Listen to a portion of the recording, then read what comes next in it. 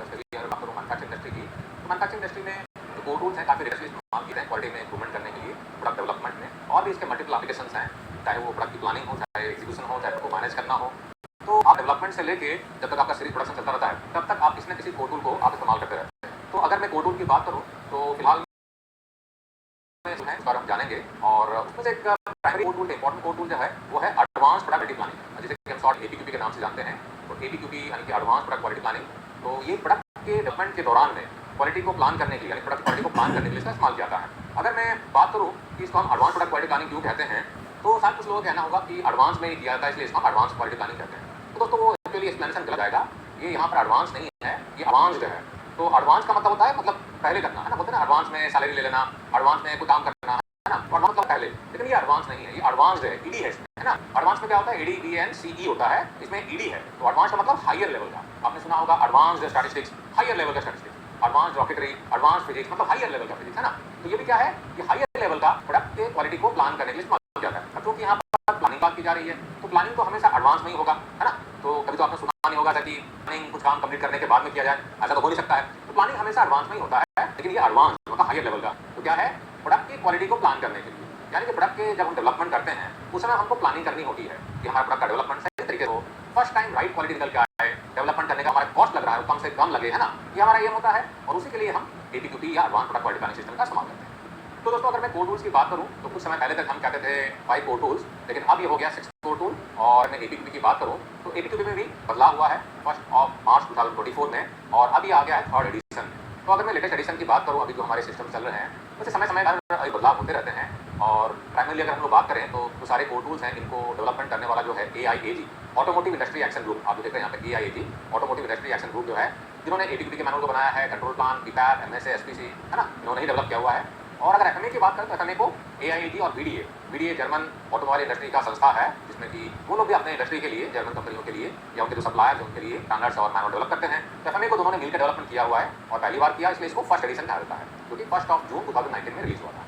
खैर वापस आते सब्जेक्ट पे, एपीक्यूपी में लेटेस्ट एडिशन आ गया है, पुराना वर्जन था, 2nd एडिशन था, अभी आ गया 3rd एडिशन, ठीक है ना।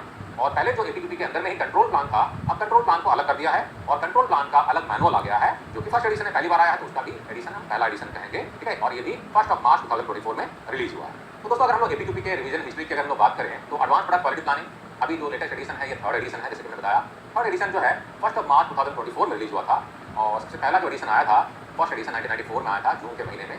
और जैसे कि अगर ऑटोमोटिव इंडस्ट्री की बात करूँ तो ऑटोमोटिव इंडस्ट्री में अभी जो हम लोग क्वालिटी मैनेजमेंट सिस्टम का जो स्टैंडर्ड इस्तेमाल करते हैं वो है IATF 16949, international automotive task force, ठीक है ना। लेकिन इसके पहले जो था वो था ISO TS था, और उसके पहले था QS 9000, है ना। तो QS 9000 जो था उसको जनरल मोटर, फोर्ड और क्राइसलर ने डेवलप किया था मिलके, और उसी समय से ही 5 कोर टूल जो है साथ में चले आ रहे हैं। और अब जाके 6ठा कोर टूल, यानी कि एपीक्यूपी में जो पहले कंट्रोल प्लान साथ में था, अब उसको अलग करके एक और कोर टूल बना दिया है, अब हो गया ये 6 कोर टूल, ठीक है ना।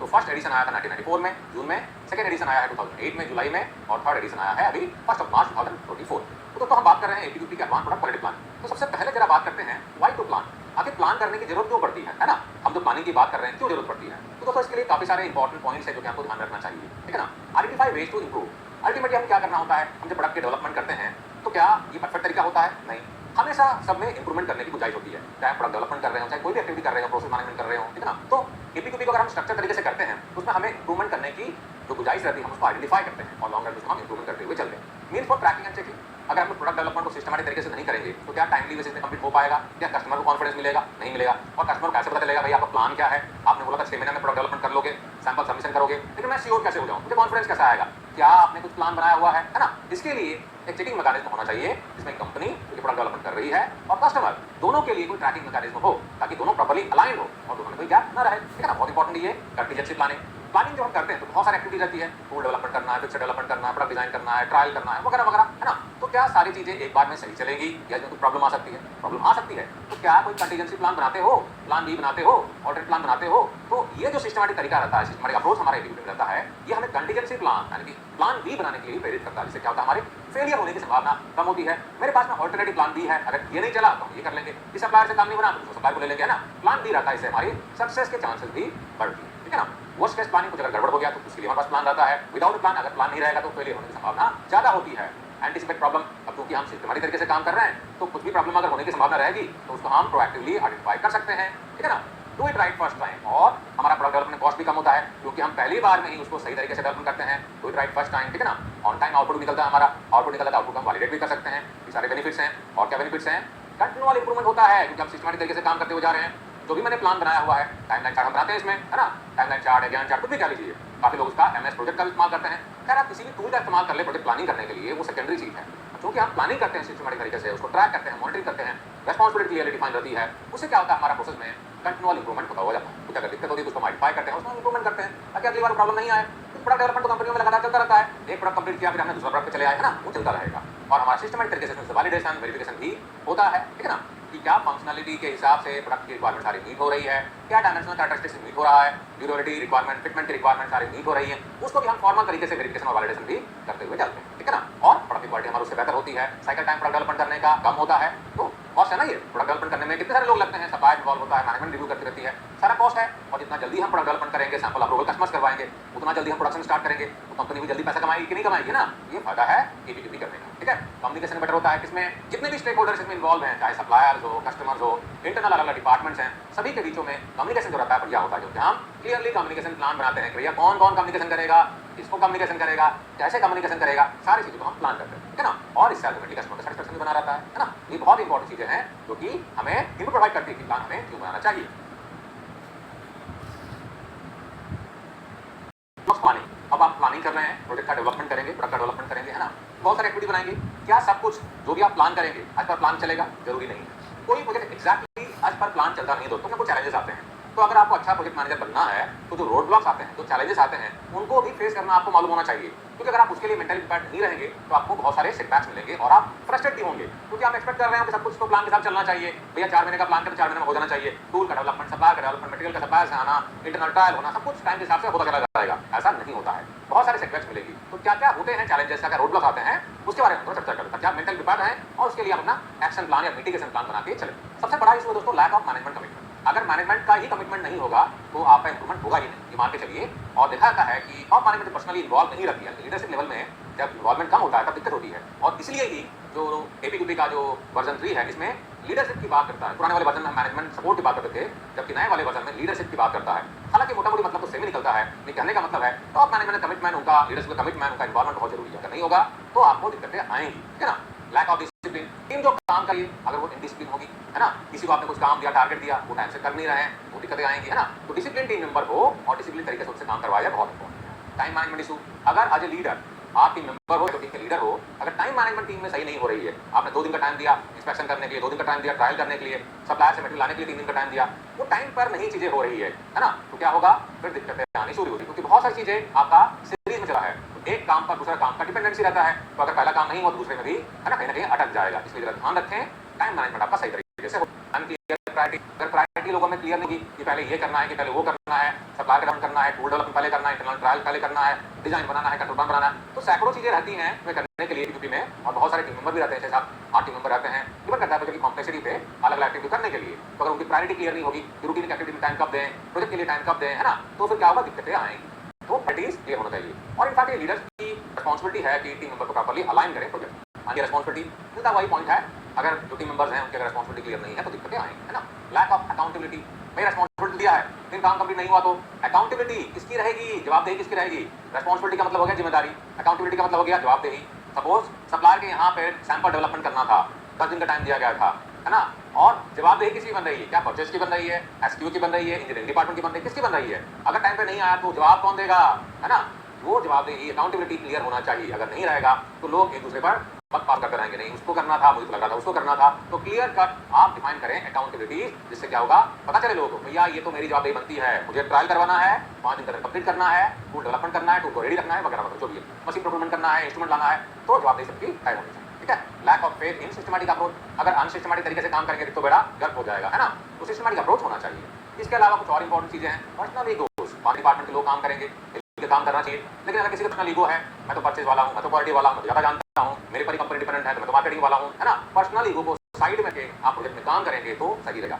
और ये लीडर की भी जिम्मेदारी बनती है, टॉप मैनेजमेंट की जिम्मेदारी बनती है कि लोगों को प्रॉपर्ली अलाइन करें टीम में, नहीं तो क्या होगा, एक दूसरे पर पास होता रहेगा वक्त, भैया उसको करना था उसने नहीं किया इसलिए मेरा काम अटका, वगैरह वगैरह, समझ सकते हैं, है ना। तो पर्सनल ईगो को साइड में रख के प्रोजेक्ट पर ध्यान दें। Lack of team spirit, team भावना नहीं रहेगी तो ही सक्सेसफुल प्रोजेक्ट नहीं चलेगा। एड हॉक अप्रोच, हम सिस्टमैटिक अप्रोच की बात कर रहे हैं। अगर अनसिस्टमैटिक अप्रोच होगा, है ना, अरे ट्रायल करने की जरूरत क्या है, इंस्पेक्शन करने की जरूरत क्या है, मुझे तो मालूम है सही आएगा, मैंने टूल बना दिया ना, टूल सही बनाएगा पार्ट, तो चेक करने की जरूरत नहीं है। ये अनसिस्टमैटिक अप्रोच, ठीक है ना। तो इस तरह एडहॉक अप्रोच या अनसिस्टमैटिक अप्रोच से प्रॉब्लम, लैक ऑफ नॉलेज, लोगों को अगर ठीक से नॉलेज नहीं होगा कि प्रोजेक्ट प्लानिंग में बहुत सारी चीज़ों का इस्तेमाल होता है। अगर एपीक्यूपी की अगर बात करते हैं, इसमें हम काफ़ी सारे टूल का इस्तेमाल करते हैं। प्रॉब्लम भी आती है तो प्रॉब्लम सॉल्विंग करना पड़ता है, आपको एडी आना चाहिए, आपको पीडीसी आना चाहिए, प्रॉब्लम सॉल्विंग के टूल पता होना चाहिए, आपको पिकअप के बारे में पता होना चाहिए, आपको पिकअप अगर बात करते हो एमएसए एसपीसी सभी के बारे में पता होना चाहिए। ऐसे बहुत सारी चीज़ें हैं जो कि अलग अलग टीम मेंबर्स को जानकारियाँ होनी चाहिए, उनको नॉलेज होना चाहिए, उनका स्किल होना चाहिए, टेक्निकल नॉलेज होना चाहिए, है ना। तो अगर प्रॉपर नॉलेज नहीं होगा तो नीड होंगी। इसलिए हम एपीक्यूपी करने के दौरान में अलग अलग फेजेस में ट्रेनिंग नीड आइडेंटिफिकेशन भी करते हैं और उस पर लोगों को ट्रेनिंग भी पार कराते हैं या स्किल या कॉम्पिटेंसी डेवलपमेंट करने का काम भी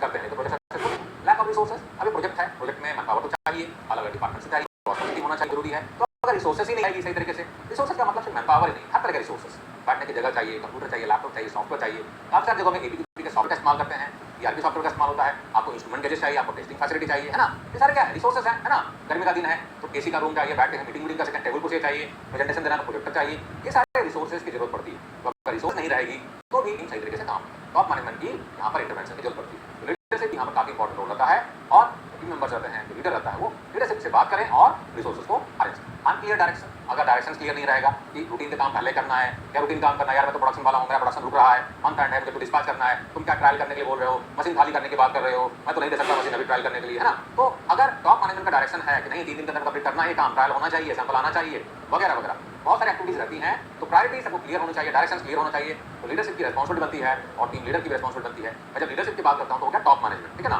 और जब मैं लीडर की बात करता हूं तो एपीक्यूपी का जो प्रोजेक्ट चल रहा है उसका लीडर, ठीक है। तो लीडरशिप हो गया टॉप मैनेजमेंट, तो आपका प्लान हेड हो सकता है, वाइस प्रेसिडेंट हो सकता है, सीईओ डायरेक्टर कोई हो सकता है, एमडी हो सकता है।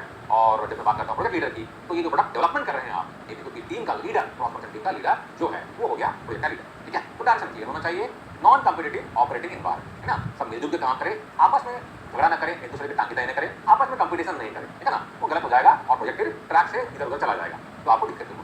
तो इन सब चीजों का ध्यान रखें, काफी इंपॉर्टेंट पॉइंट्स हैं, है ना। पर्सनल ईगोज हो गया, लैक ऑफ टीम स्पिरिट हो गया, एडहॉक अप्रोच हो गया, लैक ऑफ नॉलेज हो गया, लैक ऑफ रिसोर्सेज हो गया, अनक्लियर डायरेक्शंस हो गया, नॉन कॉम्पिटिटिव ऑपरेटिंग एनवायरनमेंट हो गया, और शुरुआत में देखा था लैक ऑफ मैनेजमेंट कमिटमेंट हो गया, लैक ऑफ डिसिप्लिन हो गया, टाइम मैनेजमेंट इश्यूज हो गया, अनक्लियर प्रायोरिटीज हो गया, अनक्लियर रिस्पांसिबिलिटीज हो गया, लैक ऑफ अकाउंटेबिलिटी हो गया और lack of faith in systematic approach. अगर सब चीज नहीं रहेगा तो क्या होगा, तो आपका टाइम पर प्रोजेक्ट कंप्लीट इसका।